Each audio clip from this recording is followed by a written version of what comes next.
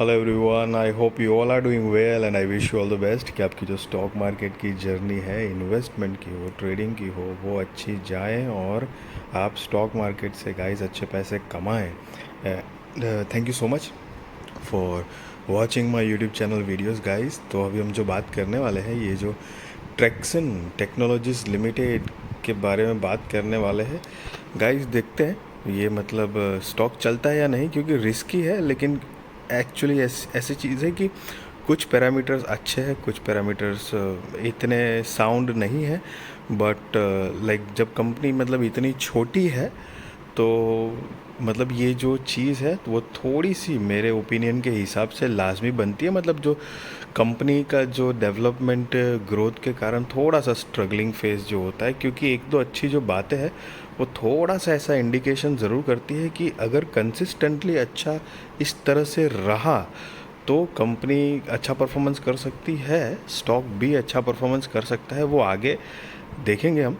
हालांकि ये जो कंपनी है वो स्टॉक भी नया है, मतलब इतना पुराना नहीं है। करीब अक्टूबर 2022 में एनएसई और बीएसई के हिसाब से स्टॉक की लिस्टिंग हुई थी, और तब से अभी तक मतलब 5 साल नहीं हुए हैं, तो ऑल टाइम का रिटर्न जो है वो -4-5% के आसपास है। एक साल का रिटर्न जो है वो +15% के आसपास है। और अपने ऑल टाइम हाई से ये स्टॉक करीब अभी मतलब 27% के आसपास के डिस्काउंटेड प्राइस पे गाइस मिल रहा है। बेसिकली आईटी कंप्यूटर सेक्टर लगता है इस स्टॉक को, और आईटी मतलब आईटी इंडस्ट्री के बिलोंग करता है ये स्टॉक। और बहुत कम प्राइस है, 86 रुपीज़ के आसपास की अभी करंट प्राइस है। और वैसे उनका मार्केट कैपिटलाइजेशन भी उतना छोटा है, ऐसी बात नहीं है। सो कंपनी का जो बिजनेस है वो जो है वो market intelligence data for private companies, the companies extensive global database and customized solutions and features allow its customers to source and track companies across sectors and geographies to address their requirements. So basically ये कुछ company का काम है। The company is ranked अमong the top 5 players globally in the terms of number of companies profiled offering data on private market companies across these sectors। मतलब जो उनका काम मतलब जिस फील्ड में वो काम करते हैं गाइस। और कंपनी की जो अगर बेसिक कुछ डिटेल्स देखेंगे तो 902 करोड़ रुपए के आसपास का मार्केट कैपिटलाइजेशन है, 86 रुपये के आसपास की अभी करंट प्राइस है। 52 वीक हाई 124 रुपये है, जो अभी रिसेंटली ही लगाया था, करीब मतलब जनवरी 2024 या दिसंबर के आसपास, मतलब दिसंबर 2023 या जनवरी 2024 के आसपास लगाया था। तो तब से थोड़ा स्टॉक करेक्ट हो रहा है। 52 वीक लो 66 रुपये के आसपास है। डिविडेंड यील्ड 0 है, फेस वैल्यू 1 की है, बुक वैल्यू 6.85 है, आरओई 9.96% है। स्टॉक का पी जो है काफ़ी हाई है, 139 का है। आरओसी जो है 13.3% है। सो बेसिकली अगर कंपनी और बढ़िया सा परफॉर्मेंस देती है तो वो पी जो है वो एडजस्ट हो जाएगा वक्त के साथ, हो सकता है मतलब। क्योंकि जैसे अगर आपने कभी अडानी के स्टॉक्स को देखा होगा, एक जस्ट एग्जांपल के लिए बता रहा हूँ, तो वो कंपनी के स्टॉक्स जो है वो एक टाइम पे काफ़ी ज़बरदस्त पी हुआ करता था, लेकिन अभी वो धीरे धीरे कम हो गया। प्रॉफिटेबिलिटी बिजनेस के हिसाब से वो एडजस्ट होता है गाइस।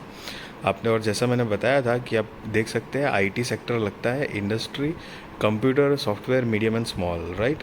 तो कि ये मतलब कंपनी का जो बेसिकली इंडस्ट्री कौन सी बिलोंग करती है वो।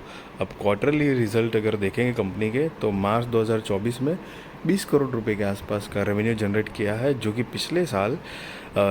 पिछले क्वार्टर में दिसंबर 2023 में 21 करोड़ रुपए के आसपास का था। तो थोड़ा सा रेवेन्यू कम हुआ है।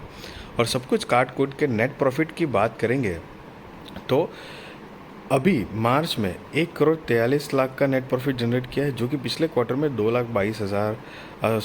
करोड़ 22 लाख का नेट प्रॉफिट कंपनी ने जनरेट किया था। और basically year on year basis पे अगर देखेंगे हम, तो मार्च 2024 में कंपनी ने सेल्स जो है वो 82 करोड़ का सेल्स जनरेट किया था, मतलब उसके आसपास का। और मार्च 2023 में 78 करोड़ रुपए का कंपनी ने सेल्स जनरेट किया था। और वैसे अगर आप यहाँ पर नोट करेंगे, जो मैं अच्छी बात बता रहा था, तो यहाँ पर पॉइंट नोट करने लायक है जो जो मैं आपको बता रहा हूँ।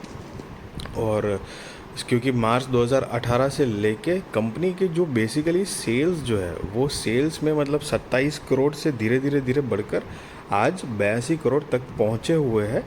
और साथ में कंपनी के ऊपर बोरोइंग्स एक भी नहीं है, कर्जा जो है वो ज़ीरो है, डेट फ्री कंपनी है। तो वो एक एड ऑन एडवांटेज पॉइंट ज़रूर है। और उससे ऊपर की बात है कि ये जो हमने रेवेन्यूज़ जो एक बारी रेफ़र किए हुए हैं, अब कंपनी के नेट प्रॉफिट पे ध्यान रखते हैं सब कुछ काट कूट के। तो बहुत गौर से अच्छे से ध्यान से देखना। तो कि अभी करंट मार्च 2024 में कंपनी का जो नेट प्रॉफिट है वो 6 करोड़ 50 लाख रुपए के आसपास है, जो कि पिछले ईयर देखा जाए तो 33 करोड़ रुपए के आसपास था। तो वैसे देखा जाए तो यहाँ से बहुत कम हुआ है गाइस। अब लेफ़्ट टू राइट अगर आप नेट प्रॉफिट देखेंगे कंपनी का, तो 18 से लेकर लगातार मतलब 18 में 27 करोड़ की कंपनी लॉस में थी गाइस। तो लॉस से लेकर अभी ये कंपनी प्रॉफिट में टर्न आउट हुई है। तो ये एक बहुत बड़ी बात है और मतलब एक बहुत पॉजिटिव साइन तो डेफिनेटली हम कह सकते हैं। आगे अब कंपनी क्या फ्यूचर में प्रोग्रेस और कंसिस्टेंसी खास तौर पे दिखा पाती है या नहीं, जो मैंने पहले आपको पॉइंट बताया था। क्योंकि रेवेन्यू जो है वो रेवेन्यू एकदम ग्रेजुअली जिस तरह से एक बढ़ना चाहिए माइक्रो कैप टाइप की कंपनी उस हिसाब से, तो वो क्योंकि आपने देखा होगा 1000 करोड़ का भी मार्केट कैपिटलाइजेशन नहीं है गाइस, उससे भी नीचे का है। तो उस हिसाब से अगर देखें तो मतलब जो कंपनी एक तरह से सेल्स ग्रोथ है और नेट प्रॉफिट भी पॉजिटिव में आ गई है, that is really add on point. साथ में कंपनी के अगर रिजर्व्स आप देखोगे तो रिजर्व्स भी 2018 में 42 करोड़ रुपए के आसपास का था, जो फिर धीरे कम होते होते मार्च 2020 में -135 करोड़ का हो गया था, जो कि वापस प्रोग्रेसिंग मोड में आया है। और जो 2024 में 60 करोड़ का कंपनी के पास रिजर्व्स है।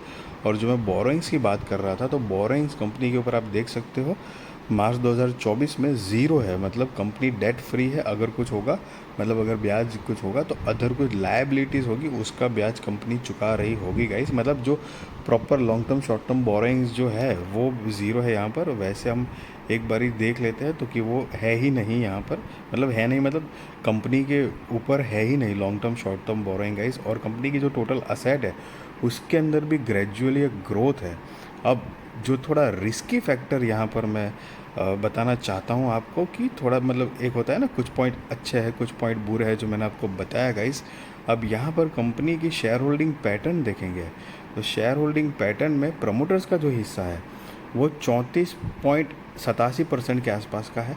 एफ जो है वो 2.71% है। डी जो है वो 6.35% के आसपास है।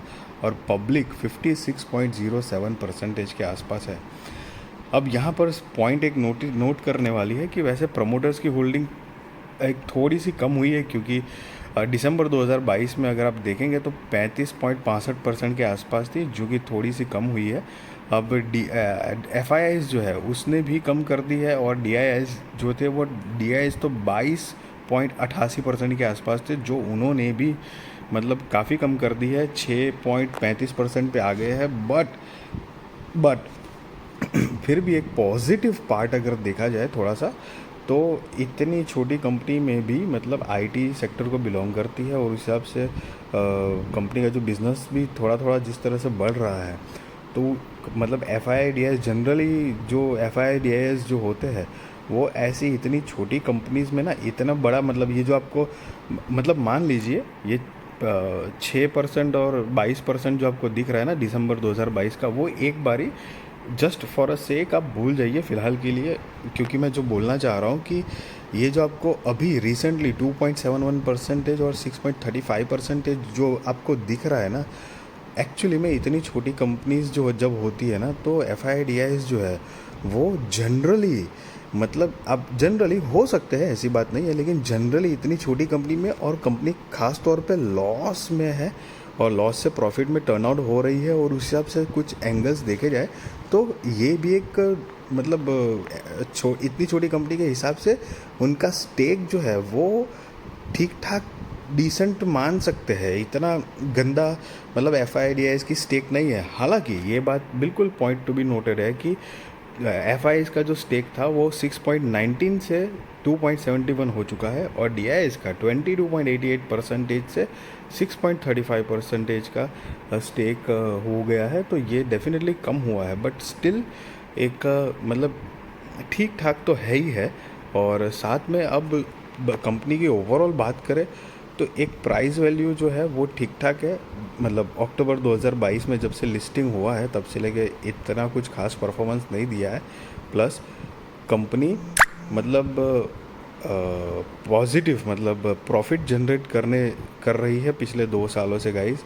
और अगर ये कंटिन्यूस कंसिस्टेंटली रहता है तो ये प्राइस जो है वो आगे बढ़ने की पॉसिबिलिटी है। साथ में कंपनी के रिजर्व्स बढ़े हुए हैं, असेट बढ़ी हुई है, कंपनी के ऊपर कोई बोरिंग्स नहीं है, तो ये कुछ अच्छे पार्ट है। हाँ, एक थोड़ा सा प्रमोटर्स की जो होल्डिंग है ना वो 34.87 मतलब मेरे हिसाब से एटलीस्ट 55% से ऊपर होनी चाहिए थी। बट नेवरदलेस ज़रूरी नहीं है कभी भी मतलब एकदम से वो एक पॉइंट के हिसाब से कभी जज नहीं कर लेना चाहिए कि अरे यार ये ऐसी चीज़ है तो अभी हम क्या करें क्या ना करें। बिकॉज बहुत सारी ऐसी कंपनीज़ है होती है जिनके अंदर प्रमोटर्स की होल्डिंग कम होती है, लेकिन फिर भी कंपनी फंडामेंटली बहुत फैंटास्टिक बढ़िया कंपनीज भी होती है, स्टॉक कंपनी के बढ़िया होते हैं।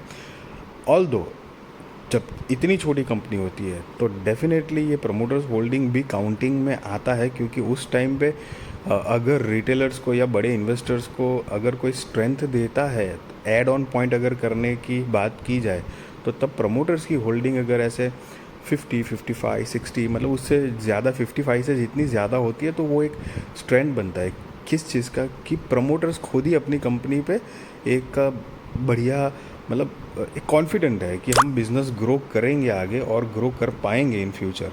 सो that these are some points which you need to consider. Although guys मैं बताना चाहूँगा आपको, मैं आपको कोई बाय और सेल रिकमेंडेशन नहीं देता हूँ, ना दे रहा हूँ। वो आप अपने रिस्क रिसर्च फाइनेंशियल एडवाइज़र को पूछ कर करना। बट देखते हैं ये स्टॉक मतलब कुछ आगे कुछ कमाल कर पाता है या नहीं, रिस्की है। बट आप एक बारी मतलब ध्यान तो रख सकते हो इस स्टॉक के ऊपर कि क्या चल रहा है क्या नहीं चल रहा है, मतलब कैसा परफॉर्मेंस देती है कंपनी आगे।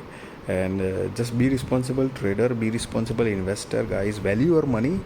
And I wish you all the best कि आपकी जो स्टॉक मार्केट की जर्नी है इन्वेस्टमेंट की, ट्रेडिंग की, वो अच्छी जाए और आप स्टॉक मार्केट से अच्छे पैसे कमाए गाइस। एंड यस, वीडियो अच्छी लगी तो ज़रूर लाइक शेयर सब्सक्राइब करिए। आपके सारे कॉन्टैक्ट के साथ भी मेरी वीडियो चैनल शेयर करिए ताकि उनकी भी स्टॉक मार्केट की जर्नी और भी ज़्यादा कॉन्फिडेंट, सक्सेसफुल और अवेयर हो पाए guys. Thank you so much for watching this video.